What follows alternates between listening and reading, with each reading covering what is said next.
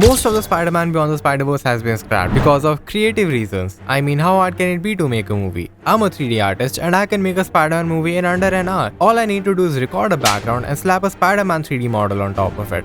But how? I started with motion tracking my footage. Blender uses key point detection algorithm like FAST, features from accelerated segment test, SIFT, scale invariant features transform. These algorithms detect high contrast point in a single video frame. For matching their features between the frames, algorithms such as sum of square differences, normalized cross correlation and optical flow are used. Once the 2D footage is tracked, Blender uses SFM techniques to reconstruct the camera movement, which is called a 3D camera solve. After we have the scene set up, we can take someone else's hardware from Sketchfab and use them in our own project. And after doing all this, we have an animation which is as good as recent MCU movies.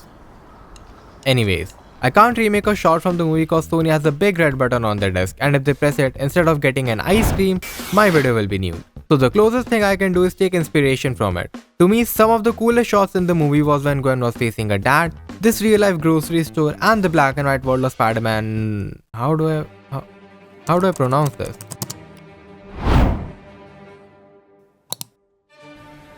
Bonjour, we are looking at how to translate how To say and how to pronounce with the typical French pronunciation the color black in French, the way it would be said in France. So this is Pinot noir, noir, noir, la couleur noire. What a wholesome guy.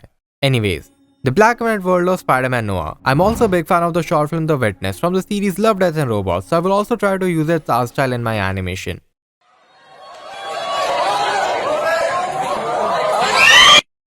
To make a shot similar to this, we will need to break it down in different parts. The character is a 3D render composited over a 2D background of, I don't know what this thing is called. So I will start by finding a free to use VJ pattern to make the background. I will use the CC ball action to create a halftone pattern.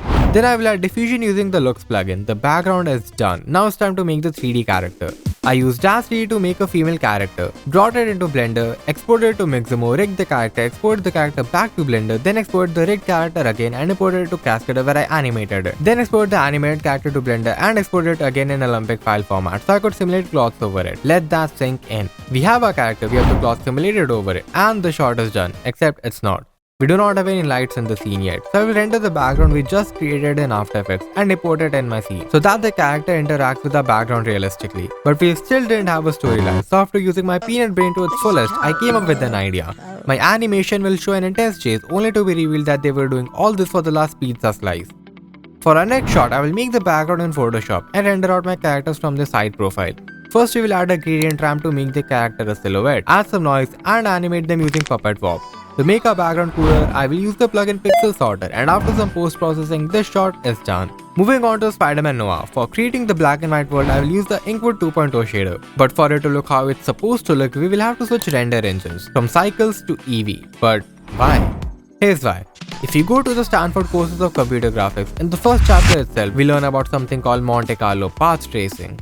This is a rendering equation which describes how light moves and interacts with surfaces in a scene. But this equation is way too complex to solve directly because light can bounce an infinite number of times in different directions.